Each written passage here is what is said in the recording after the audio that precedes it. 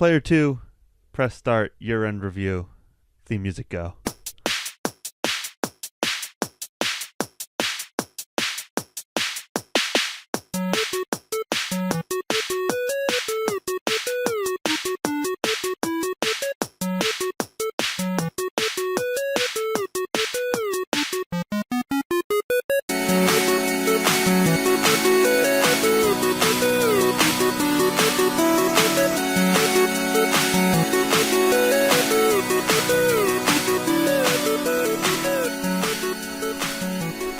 Hello everybody, welcome to Player 2 Press Start. I am killagreg. You can find me at killagreg17.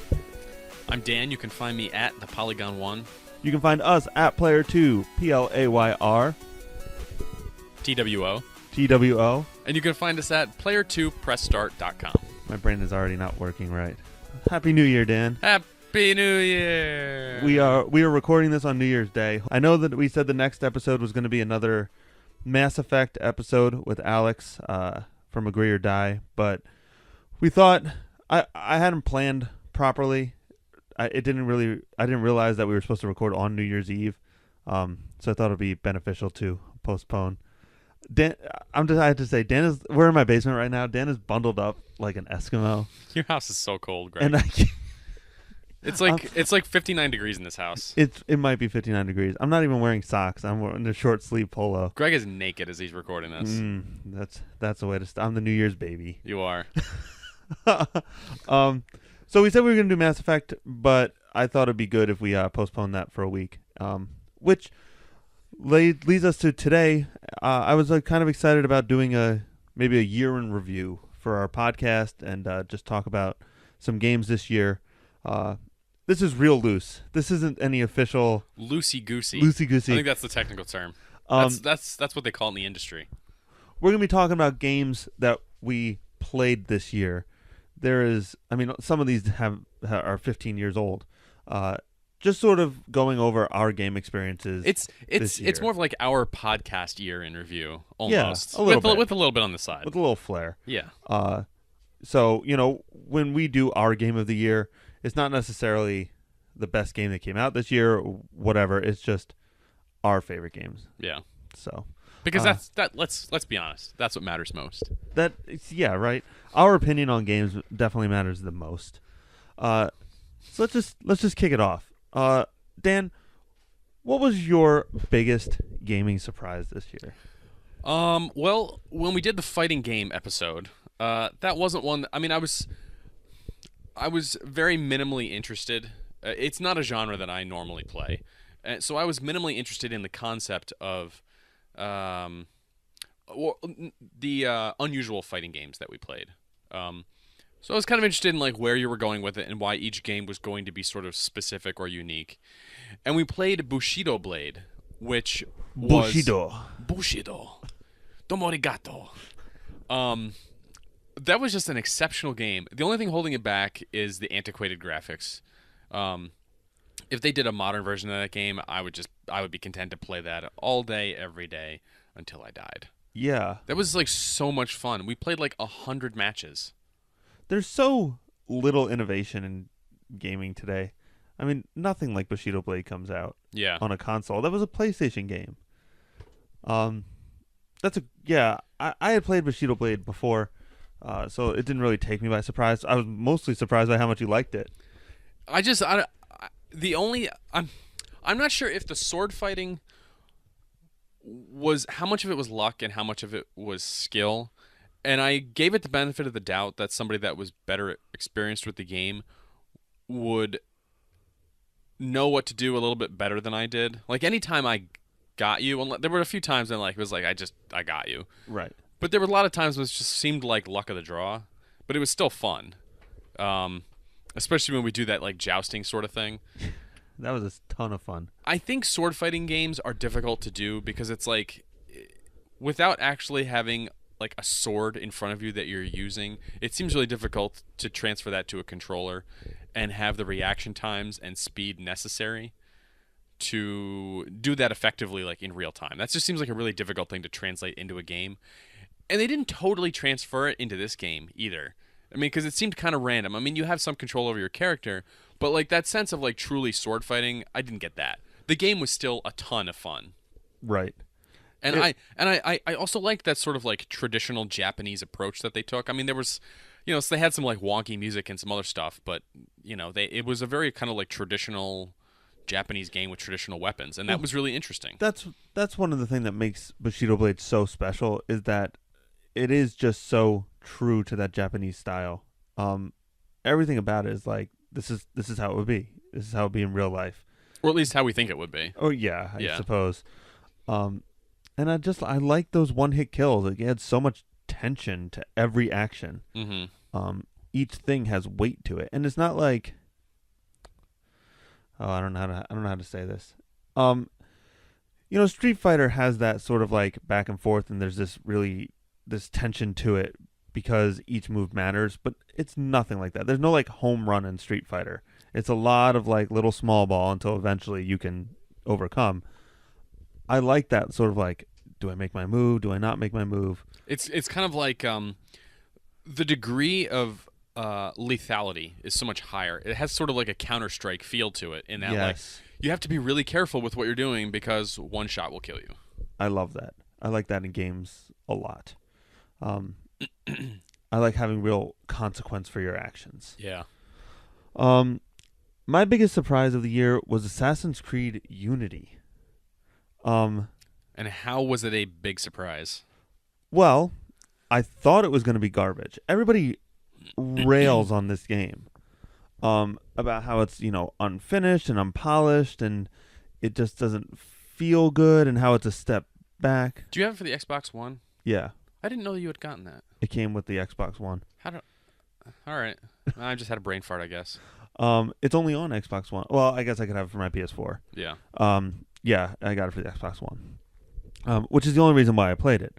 I would never have bought this game, but when I went to GameStop to buy it, I really wanted the Sunset Overdrive one, and their only options were Unity or Modern or Advanced Warfare, Call of Duty Advanced Warfare. For the Xbox bundle, you mean? Yeah, for the Xbox bundle. So I'm like, I don't care. I guess give me Unity. And since it was the only game I had, I'm like, well, I guess I got to play this. I was shocked by how much I enjoyed this game. I hated Assassin's Creed 3. I despised Assassin's Creed 4. Was 4 the one set in the American Revolution? No, 3 was the Revolution. 4 was the Pirates. Okay. I had, I've told the story before. I bought 4 on the PS4 a year ago. Never played it. Finally played it about a month ago. Hated it. Traded it in. Now I have another copy because it came with my Xbox. It's like apparently Assassin's Creed 4 is just going to be in my life. So I had zero expectations for Unity, but I think the things that people really sort of rail on it for are what I enjoy the most about it. Such as? A lot I read the Kotaku review. Okay. And so I know I had like a sort of a general sense of some of the complaints, but having not played it, I'm not super up to speed on it. A lot of people say this is sort of a step back for Assassin's Creed. Like they sort of dialed everything in, and it's not quite as grand, and there's no outside the Animus story really. It's just it's there, but in Assassin's Creed 3 you actually played as Desmond Miles, the guy who was in the present day for the Animus. All that's gone. So it's just sort of a more streamlined approach. And the thing I like the most about it is that it starts off on a very quiet tone. Assassin's Creed 4, the second it starts, you're piloting a ship, you're shooting cannonballs, it's very action-packed, you're dumped into the woods. Once you're in the woods, there's a million things to do. You climb trees, you hunt music notes, you look for treasure chests, you chase this dude, you're using your eagle vision. It's just, within the first hour of Assassin's Creed 4, it just piles on you. Assassin's Creed Unity starts out, you're a kid running through a palace chasing a little girl. And it's just sort of, it's very quiet. It's not asking you to do anything except run and hide. And it's beautiful. It just gives you a second to get a feel for the controls, appreciate the characters, appreciate this gorgeous game. And then slowly breaks you in. Like, through story elements, it's just sort of like, here's how you do this. Here's how you do that. don't worry about distractions. You don't have to look for anything. All you have to do is run away from this guy. All you have to do is chase this guy, climb this thing. Just learn how the game feels, play it a little bit.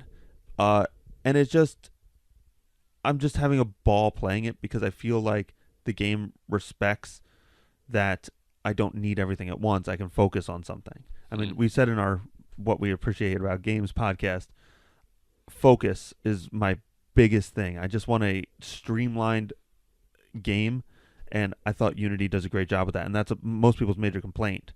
But I am loving how streamlined this game is. Interesting, because you hadn't really talked much to me about it, so I assumed like it wasn't really a thing. But I mean, I'm still tentatively interested in it in the multiplayer. Yeah, I haven't tried the multiplayer yet, and I'm not. It's not like I'm playing this game exclusively. We'll get to it later, but I got Destiny, I got Sunset Overdrive, so I haven't really gone back to it in a little bit. But for a game that I thought I was never even going to play, I played merely because I had no other option. I'm shocked at how much I'm enjoying the game. And the character's kind of likable too, which is positive. Interesting. Yeah. Let's move on. Your biggest disappointment. I sort of waffled on what to pick for this, but I'm going to go with Titanfall. I got the Titanfall Xbox One bundle earlier this year, and I was sort of, before Titanfall came out, like I was tentatively really interested in it. It's a futuristic sci-fi game with mechs, and you fight in the mech or not in the mech, depending on what you want to do. And it just, like, there's wall running and other cool stuff, and like it looked like a fun, exciting game.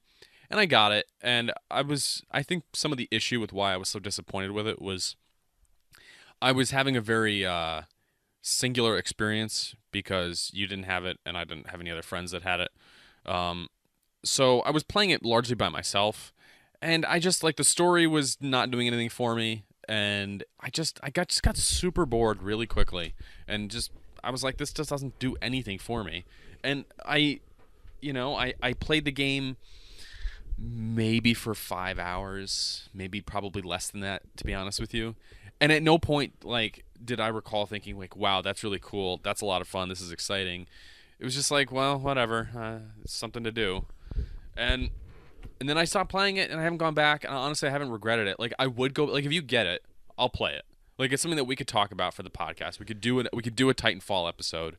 I'm still, like, interested in the game. It's just didn't live up to, like, nearly as what I thought it would be. And I think they were. That's a Microsoft exclusive, right? Yeah. I feel like maybe they were trying to sort of, like, make a second Halo franchise, like something similar, but, like, not Halo. Yeah. And I think it just kind of, it's like, eh. Yeah, I'm probably going to pick it up this week, actually. I still have very little interest in it, though. The pedigree of the game doesn't terribly interest me.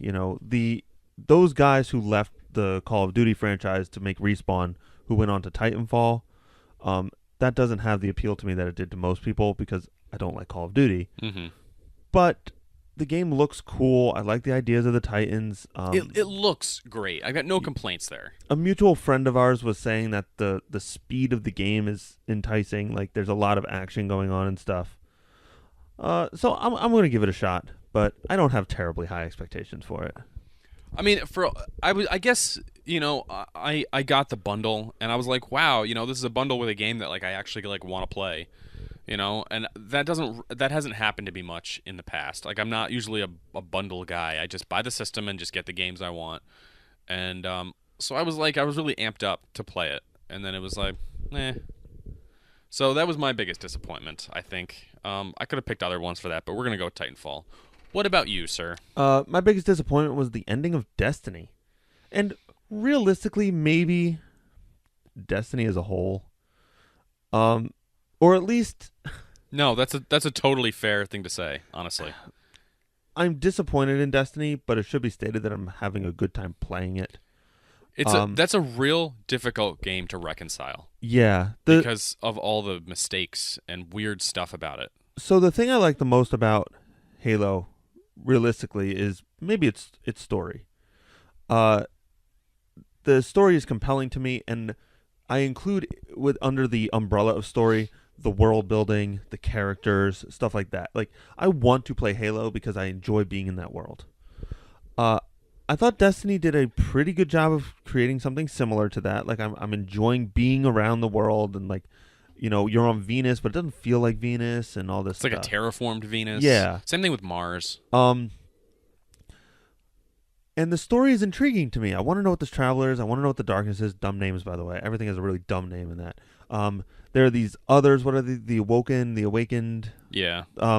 They're like kind of an interesting people. They're out in this sort of debris field. I'm curious about that. I'm interested in all that. Dan and I are playing the story. I'm like, all right, I'm having a good time. Dinklebot's telling me stuff. I don't really know what's happening, but I'm intrigued. I'm looking forward to playing the rest of the game. We beat this big boss. I'm like, that was a weird thing we just destroyed. This heart in this, the middle of this weird garden. There's these alien statues. Like, totally down. We watched this cutscene. The speaker, right, is the main guy. He's like, look, we struck a blow to the enemy, but we're gonna keep going. I'm like, wow, this is a really great start to this game. And then Dan's like, that was the end of the game, right? I thought you were messing with me. Like, I genuinely thought you were playing a prank on me. I'm like, this can't be the end of the game. We've only been playing 10 hours, maybe. I'm only level 18 out of 35 or whatever it is, 32. There was no explanation. I didn't know it was the end of the boss. I didn't know it was a giant boss. I thought it was just a guy we were fighting. We had talked about this pretty extensively because you were outraged. I am still out. Every time I think about it, I get disappointed again. And the thing that I think is interesting is like that is what outrages you most about this game. And when I played it, like I don't know how I knew it because your problem is not unjustified. Like I understand where you're coming from and why you thought that was not the ending. But when I played it, I didn't have that trouble at all. And like I knew that was the ending of the game. And I don't know, maybe just because looking at the map, I knew there were no other planets. And like if there were more missions, it was just going to be on the same locations. Maybe that's what like led into my thought process. But like I never, at no point did I think, oh, there's more game after I defeat the Black Garden. I'll tell you. But go ahead. But I have like so many other complaints about the game that completely like blot out any issues with the truncated story.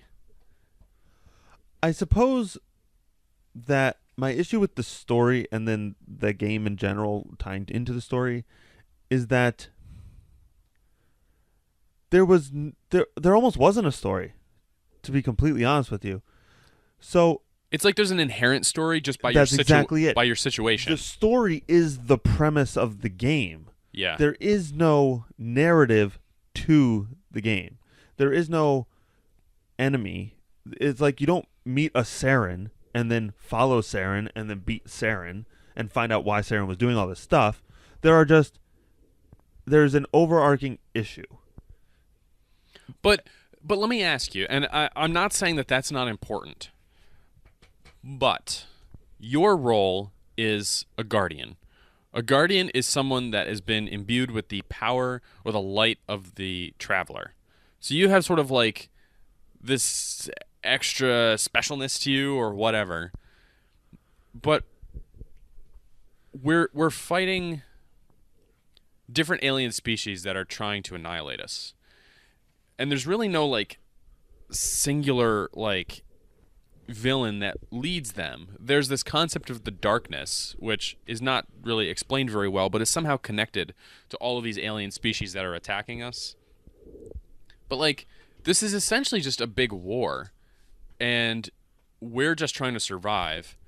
As Guardians, we lead out off of Earth to simply like further our goal of survival. And that's what we did in the game. Like, we stopped bigger bosses along the way. There's a bunch of them like in strikes where you deal with them, like sort of like the big bosses.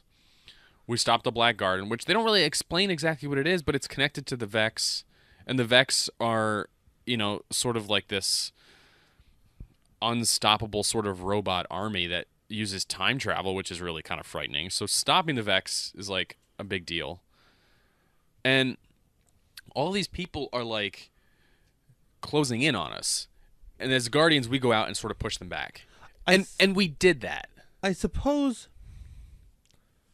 it's a different premise for a game. It is. I can't I'm the one who's always talking about, nobody does anything new in games, so perhaps I just need to give it the benefit of the doubt.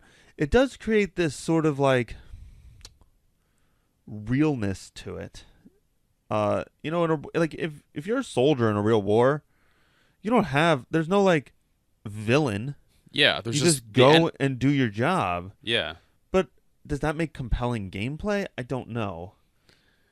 That's tedium to me. Well, if that was literally, but I feel there is enough to the story because there's a lot of, see, you still have a lot of questions. When that's like if you talk about like the war in Iraq, you're a soldier in the military and you do your job and you go out on patrols and maybe you get in fights sometimes, but like a game of doing that for 100 hours, that would be really boring after a while. Like if that was a video game and that's what you were doing, that would get boring because you know who you are, your backstory, you know the enemy, what their deal is. Like that's all fleshed out in the real world. Like that's already known. In Destiny, we're still sort of, everything's a big mystery. Yeah. They didn't give us quite enough breadcrumbs as they should have. There's a lot that they flesh out in the Grimoire cards, which unfortunately, and this is another complaint, are not accessible through the game. You have to go on Bungie's website to read them. But there's a lot of backstory to this. You just have to be willing to dig for it. I'm gonna make one final point, and then we gotta blaze through the rest of these because we're actually in a time crunch today. I guess you look at Destiny and you compare it to Mass Effect, since we're on a sort of a Mass Effect train or right now. Halo. Mass Effect does a wonderful job of having its own isolated story, but still having an overarching story. I feel like Destiny really needed that. We needed our own purpose, like a defined purpose, and then that needed to lead into extra questions. Mass Effect, you have these questions, they tie up a lot of it, but leading into Mass Effect 2, it's still, well, really, who are the Reapers? Why are more coming? I can't wait for the second game. This one is just sort of like, here's a bunch of cool stuff. We'll tell you about it later. Bungie is one of the few companies that I give a lot of, what's the right word? I'm very forgiving, and I'm willing to give them the benefit of the doubt. Yeah. I think in a lot of ways they dropped the ball on Destiny, but I'm going to give them the benefit of the doubt that a lot of these things are going to get resolved in the next one. If they have just as many flaws in Destiny 2 as Destiny 1, like, people I think are going to be real upset with this series and with Bungie because they have a really good pedigree. They've made a lot of great games. And creating these worlds and these stories are something that they do really well. And I think there's been a lot of fan complaint about this game. They know people love it and they want to love it, but they've screwed things up. If they can fix it in Destiny 2, I think it's going to make Destiny 1 look better. I think in the long run, Destiny 2 has the potential to redeem Destiny 1, in my mind. There's not a lot of games or companies that I would offer that to. Yeah. But I think they have the opportunity. We might have to spend more time on this on another podcast sometime. There's still a lot I want to talk about. Yeah, no, that's fine. I mean, the Destiny episode we did was basically me talking about the beta. So yeah. there's a lot to talk about here. We could do a real Destiny episode. Next thing, and this is actually, I think, the same answer for both of us, but what was the most fun you had playing a game this year? When you, a mutual friend of ours, and I played the Grand Theft Auto multiplayer together. Yeah, I have the same exact answer, which means that had to be a really special moment. And it was because we only did it like once. Yeah, it should be stated that the Grand Theft Auto 5 multiplayer kind of sucked when it first started. Apparently, it's gotten a lot better now with like the re-releases and everything, but there was not much to do in the first one. Yeah, I mean, like there was, but it's just like it wasn't like super compelling. Yeah. So we just goofed around and killed each other and ran each other over and like wrecked a car when the other person was in it. Like we just did absolute like total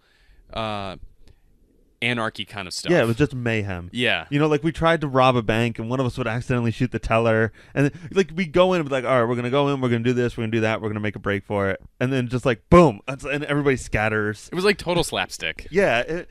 And I just was uncontrollably laughing. I would try to pick Dan up. Dan's like, I'm running from the cops, come get me. I'm like, all right. I'd speed around the corner, try to get him, but I'd accidentally run him over and kill him. And it was just absolute anarchy, but it was a ball. It was a ball of fun. Yeah. Let's talk about the podcast a little bit. I'm going to skip one. What was the worst game we played for our podcast this year? I'm going to go with Dead Space 3. Yeah. The first game we played for the podcast. Bad start. Yeah. Well, that's part of our mission here. It's part of our adventure. That's true. Dead Space 3 would have been significantly better if it was half as long. Yeah, it would have been a great game if it was half as long. There were good parts of that game, like aspects of it that they did a great job on, but ultimately it was just like too long. The story was too convoluted, and it ultimately just became boring and silly by the end. Extremely boring. Extremely like silly. I only wanted to play it as like we're reviewing this game. We're not just playing it. We're reviewing it. So we need to experience the whole thing to properly review it. And that meant playing like 100 hours of Dead Space 3. Oh my god, it was like years of my life. I mean, that's an exaggeration. It was what, like 20 hours, 25 hours? 25 hours. That's too long for a game like that. Way too long. They could have cut out huge swaths of that game and we would have been totally fine. Yeah. Yeah, for me it's a real toss-up. Dead Space 3 was very bad, but it had a few redeeming qualities. It played pretty well. It looked awesome. It looked great. I think the worst game we played was Army of Two, Devil's Cartel. I had zero fun playing that game. There was nothing I didn't like the story. You liked the masks. I liked the masks. And you like Big Boy. And I like Big Boy. And what's his name? Because he don't give a fuck. Don't nobody give a fuck. Who was the other guy? Who was with him? B.O.B.? Yeah. Yeah. I still want to play that DLC. And your response is, well, you'll be playing it by yourself. I just hated it. I hated that game. It was zero fun. And, the fact that it was made by the Dead Space people should say something. Like, yeah. They obviously don't know how to make games, which is why we should never play Battlefield Hardline. That's the moral of the story. I don't want to play it. What was the best game we played for the podcast? Well, we did a Destiny beta episode, which was pretty much just me talking about it. So, this is sort of a fudge, but I wanted to talk about another game later. The best game for the podcast I'm going to go with is Destiny. I think I had a lot of stuff to say for that episode. I still have a lot of things to say about the game. You do too. And so when we do finally get to that episode, I think it's going to be a good one. I think we're going to have a lot to talk about. Yeah, we'll There's definitely a lot get of back pros to and a lot of cons, and I think that makes for a really good discussion and a really interesting game. Yourself? The best game we played for the podcast, huh? This is a toss-up. Again, the best game we played and talked about on the podcast was Portal 2. But Dan made a very good point that the co-op for that is not the best. It's fine. I loved the co-op, but there are a lot of issues with it. And the single player is just one of the best games of all time. So that's sort of a cop-out answer. My favorite game that we played for the podcast was easily 50 Cent Blood in the Sand. Blood on the Sand, Blood around the Sand, Blood made of sand. I don't know what it is. Blood on the Sand. Blood on the Sand. I had such a ball playing that game. It might even be the best game I've played this year. I just love that game. I love that game. It's wonderful. I would love to play it again. It's a very amusing game. Yeah. It's just super fun to run around and go into hyper mode, or what is it? There's a fun word for it. I don't remember. On blazing. I don't know. You go into blaze mode, crunk mode, or whatever. If it was called crunk mode, that game would have skyrocketed. 50 Cent was just a ball to play. I think the thing is that game. It's like it's so over the top that it comes across as funny. But it's not like funny the way Borderlands is funny. It's right. not like they don't make jokes. No, but it's like they also aren't trying. It's not like Army of Two where they're trying to make a serious game. It's like they made a serious game that they know is goofy. Yeah. It's sort of hard to describe, but it's excellent. It's just so tongue in cheek. Yeah. I mean, but like it's obvious they knew what they were making. But in the same token, it's not like wink wink nudge nudge there's a joke. Yeah. Yeah, no. They play it straight, but they know it's goofy. What makes it great is how straight they play it. Yeah. I love that game. What's your favorite game of the year? Not necessarily the best game you played, but your favorite. All right. So you got to settle in here because we're gonna be talking about this game for a little while. You got to keep track. We're All going to right. talk about this for no more than 10 minutes. All right. Okay. We have 18 minutes until we have to leave. All right, I'll do my best. My favorite game of the year is a game that I bought 4 nights ago called Space Engineers. And this is a game that's in beta. It's on Steam. I got it for $15. It's on sale. And Space Engineers, it's the easiest way I think to describe this is like it's sort of like Minecraft in space. It's a voxel-based game, so everything's sort of like based on the cube as a unit of construction. You play an astronaut with a jetpack, and the concept of the game basically is you mine asteroids for ore. You're able to turn the ore into other materials that you can use to construct space stations and ships. And you can do this it's like a sandbox game. There's no real story to it. You can either just work in like a free roam sandbox by yourself where you have unlimited access to resources and supplies, and you're not going to get hurt and it's safe.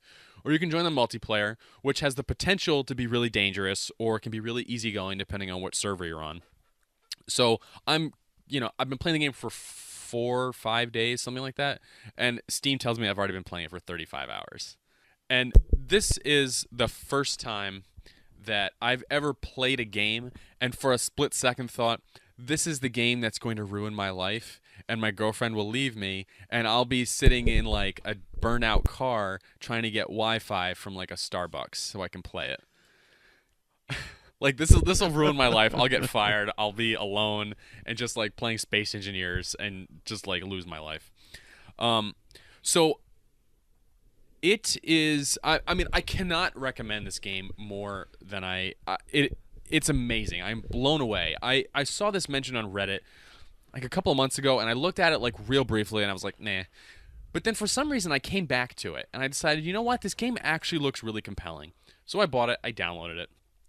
It's the learning curve is high. Learning how to construct things and like what does what, it takes a lot. Like it's a lot of like trial and error and like asking other players like, what does this do? What does that do? But so I'm going to share a story now that sort of like describes why I think this game is amazing. The first server that I joined, which had other people on it, I spawned in the first thing that would let me spawn, which was a little ship where I could start my own little space station if I wanted to, and kind of like start everything on my own. But I was totally out in the middle of nowhere. Nobody was around me. I didn't see any asteroids. I didn't know if other people were actually there. So I use the chat feature. I find out there are other people on this map. It's huge. Everybody's really far apart, and that's kind of the intent. One person says if I want to join his faction, I can, and I can team up with him to sort of like learn the ropes. He kind of took me under his wing a little bit. So I applied. He accepted me. I joined his faction, and I spawned at his space station that he's been building. And I noticed that their space station, he was like outside the space station a little ways, building a new ship to go along with his like the fleet of vessels that he had built. He had a couple. And I noticed their space station looked a little weird, so I asked them about it, and they told me that a couple of days prior, they had attacked an NPC military vessel that crosses through the map. These are randomly generated, and they just come through. And they managed to commandeer it, and they brought it back, and they decided to use it as their space station. So they hollowed out the interior, kept some of the systems, and basically made like a big cargo bay and put some other stuff in. So they had pretty much like a mobile space station, and space stations are not normally something that you can drive around.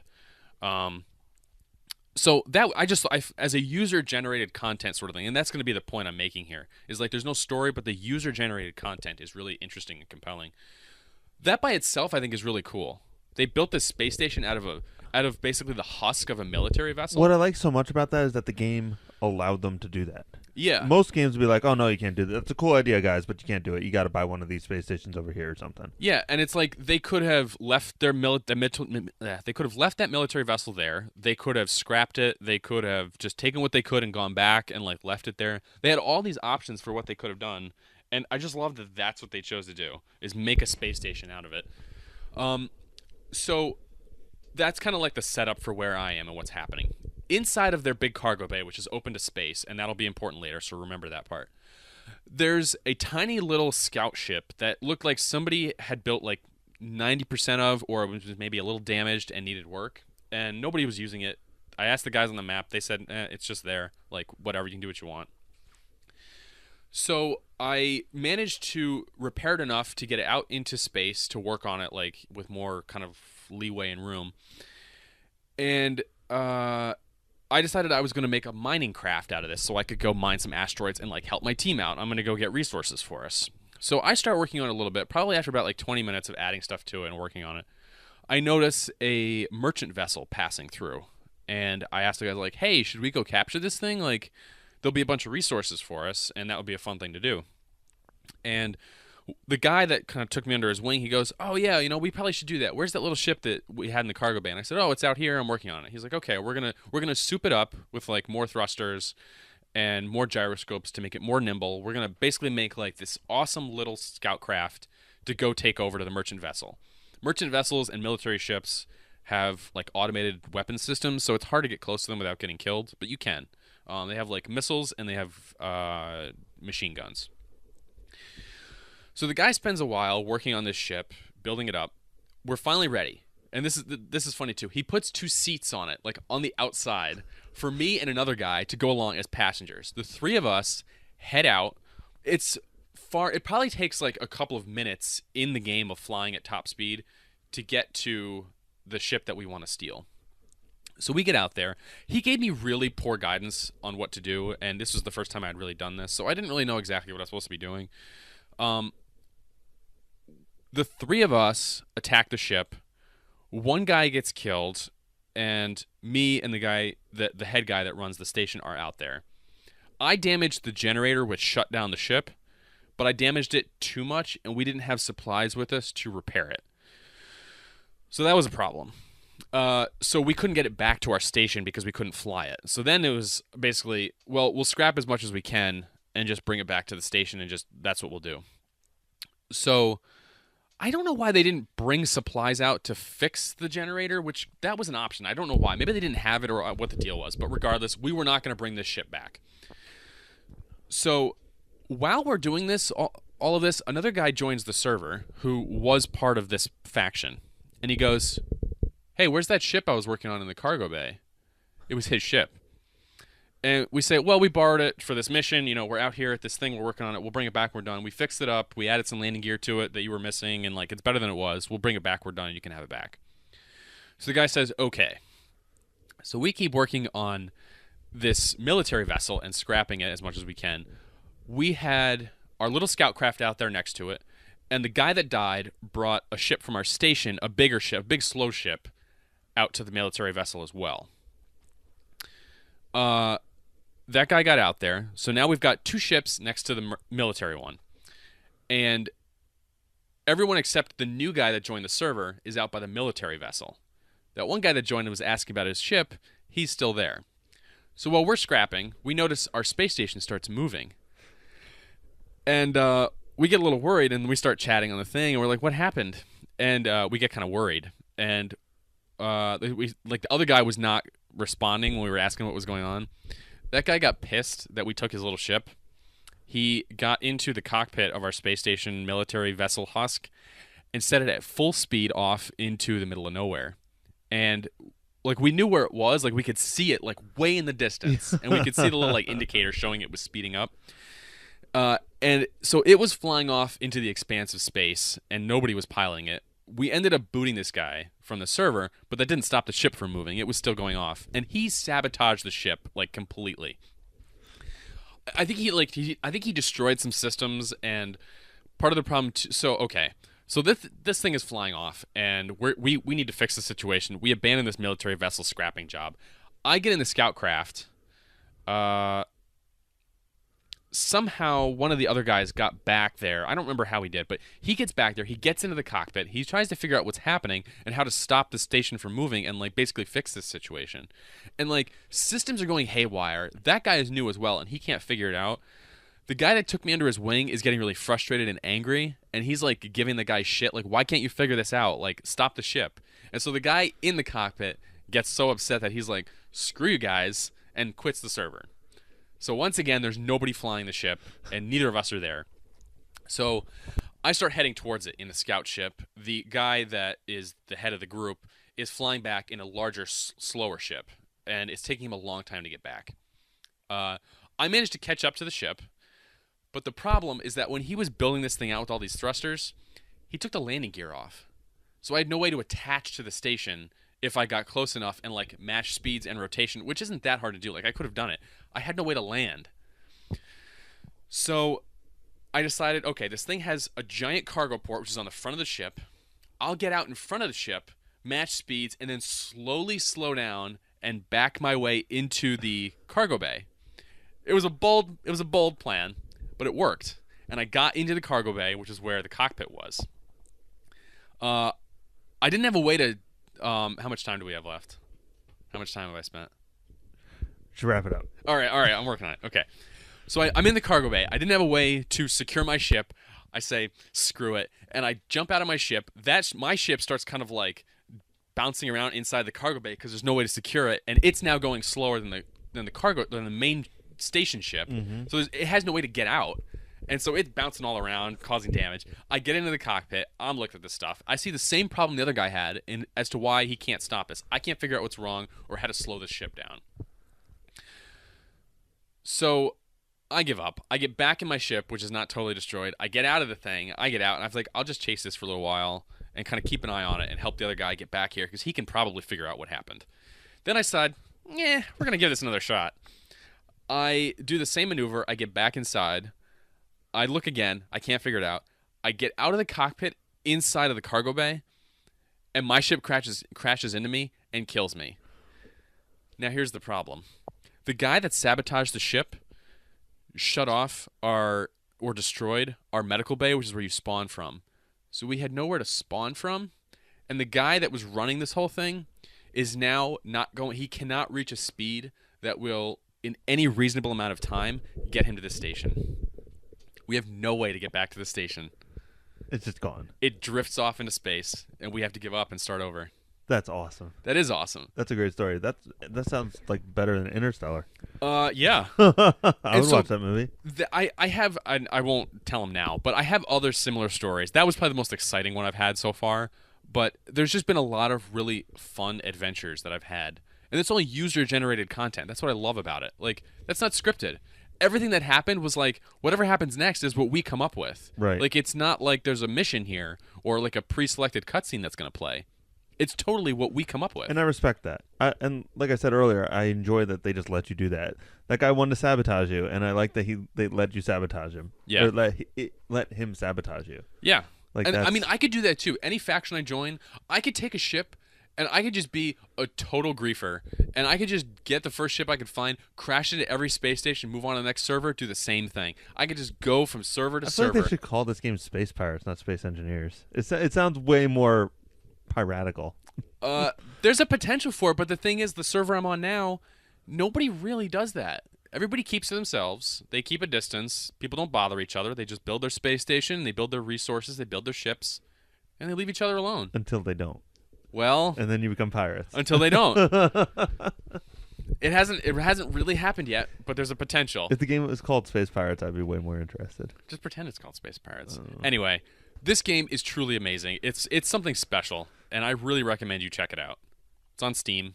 It was on sale. I don't know if it still is. I think it might have been a holiday sale. It's amazing.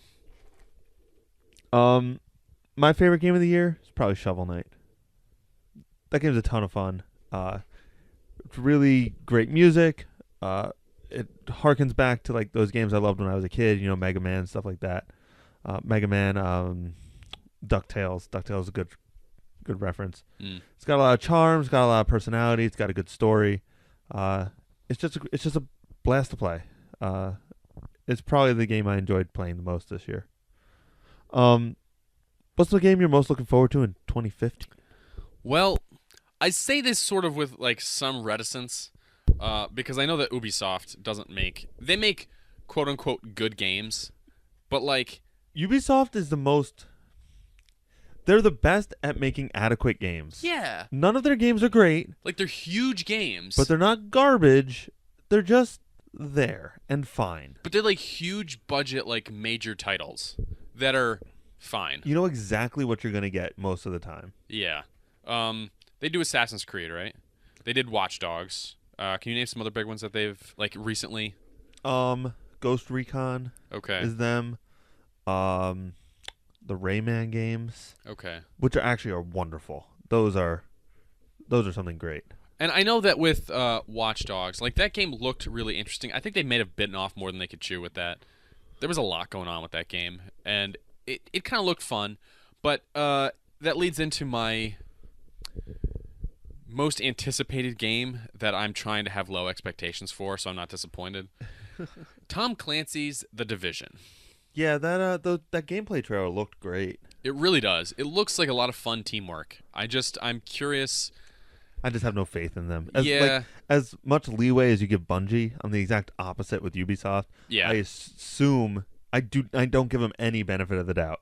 Yeah, I assume it's going to be like 75% good, and then like 25%, well, that is frustrating and sucks and is mediocre. Or broken. Yeah. So that's my worry.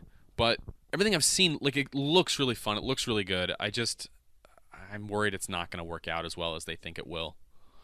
Yeah, I agree. I'm looking forward to Evolve the most. I'm always looking for new gameplay experiences. The 4v1 thing is pretty compelling to me. I've been looking for something to replace Left 4 Dead for, 5 years now.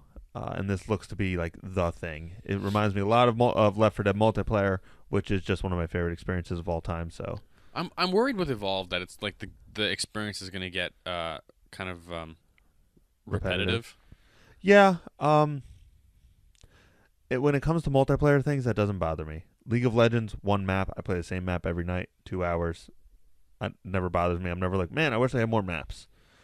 Left 4 Dead, 5 campaigns. You play the same 5 campaigns. When it comes to multiplayer, familiarity is a very important thing, especially competitive multiplayer. Yeah. You have to know where that ledge is to be like, all right, well, if I'm a sniper, I always want to make it to that ledge. If I can make that to the ledge, I'm going to do great. Yeah, I mean, I guess you're right, and I complain about the repetitive nature of some games, but like the same token, how much of Battlefield 3 did we play? A lot, and we had like 5 maps that we loved. I mean, there was more maps. Yeah, there was like 20 and maps. there were more but we game only modes. Played 5. We played Rush on like. Realistically, we would play like Grand Bazaar and Operation Metro, Karg Island, Dam of Van Peak, Damn the Man Peak, and that might have been it. Yeah, and we just did those. And I think the only saving grace is like the potential for different experiences based on like the class you play as. Yeah, and I mean, and with Evolve, yeah, I think the characters, we'll go characters, the champs. I think there's like 20 of them to choose from. I thought there were like. No, they keep adding guess more. I thought there were 4. I think there are 4 classes, but multiple variations of each class. Huh. Okay. So I think you can still find like your niche within each thing. So I'm looking forward to Evolve. So this is the big moment, I guess. What was your game of the year? What is the best game you played this year? And there's a difference between favorite and best. Shovel Knight was pretty difficult. It was a little shallow, so I wouldn't really put it as the best game I played. That was my favorite game, but it's not my best. What's your best game of the year? Well, this has been a slow year for games. I was trying to take a drink. Yeah. So before we did this, Dan and I looked up the Wikipedia where they list every game that came out this year. New games were few and far between.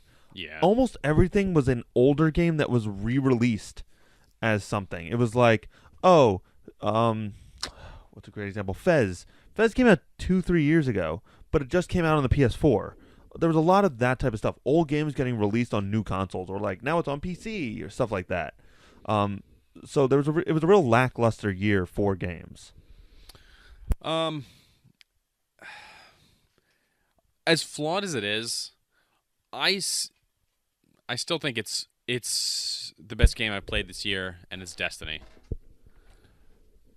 It's a game that needs work, and it's frustrating some of the design decisions that they make, and you just ask yourself like, what are they thinking? It's like, why would you do that? That makes 0 sense. Yeah, and there's so much of it. It's a game that's very easy to like nitpick. And if I was heavily involved, less so now, but I still check it now and then. I was heavily involved in the subreddit for Destiny. Like, they have a great sense of community for that game, and like helping each other figure it out and kind of like the weird nuances of everything and the secrets and all that stuff. So like that part I really love.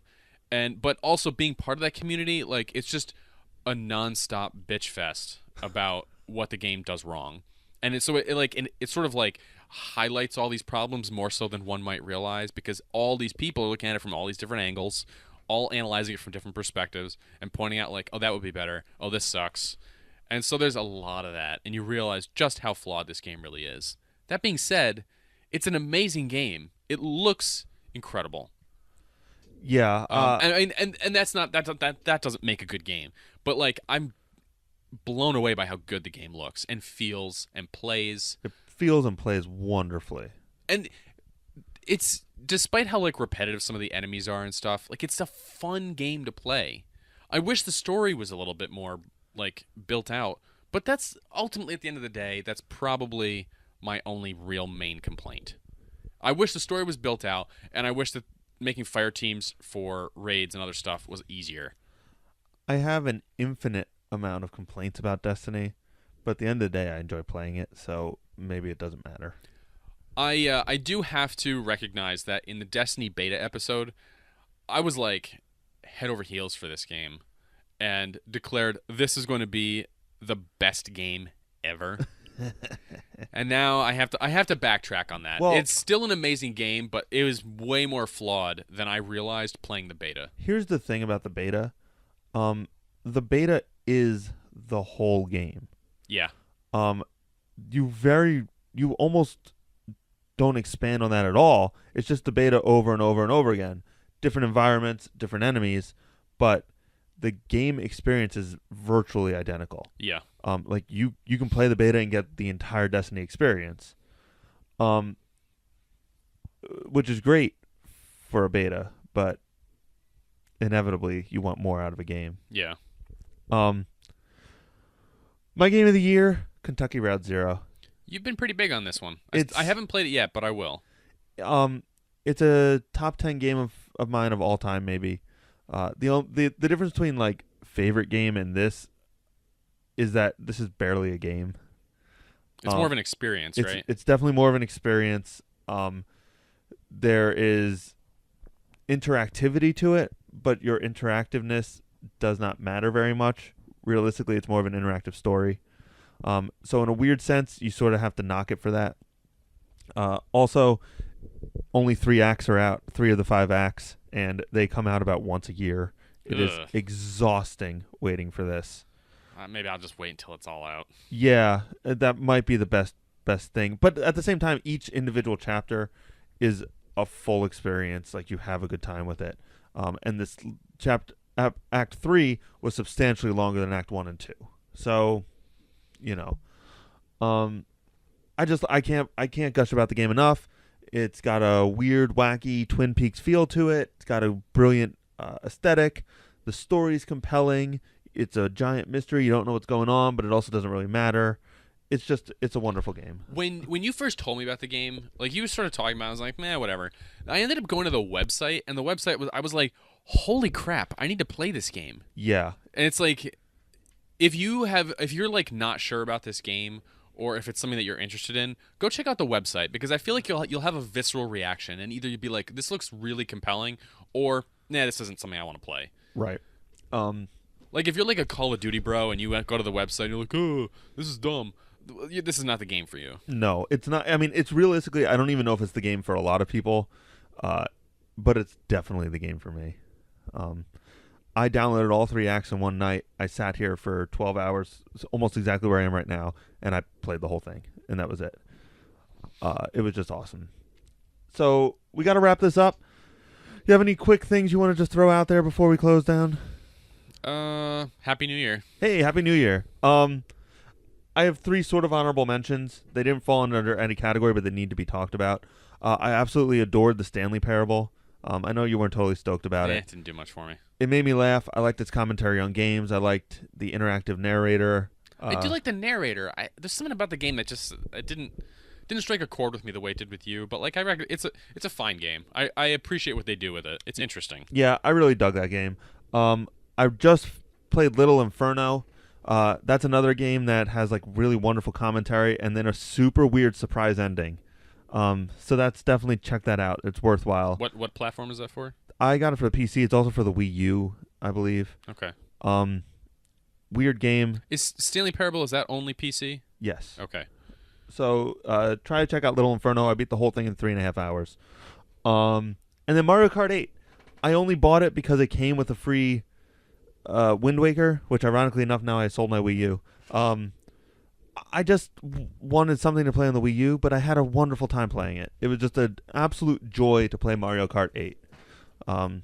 So that almost fell under. If we didn't have such a wonderful time playing Grand Theft Auto 5, Mario Kart 8 would have been my most fun. I had a good time. I mean, yeah. I wasn't like as enthused with it as you were, but it was still like a good game. It was a solid entry in that series. It's really wonderful single player. You get like the full experience of the maps, and it looks good and everything's fun. It looks so good. Crazy how good that game looked. So that's it.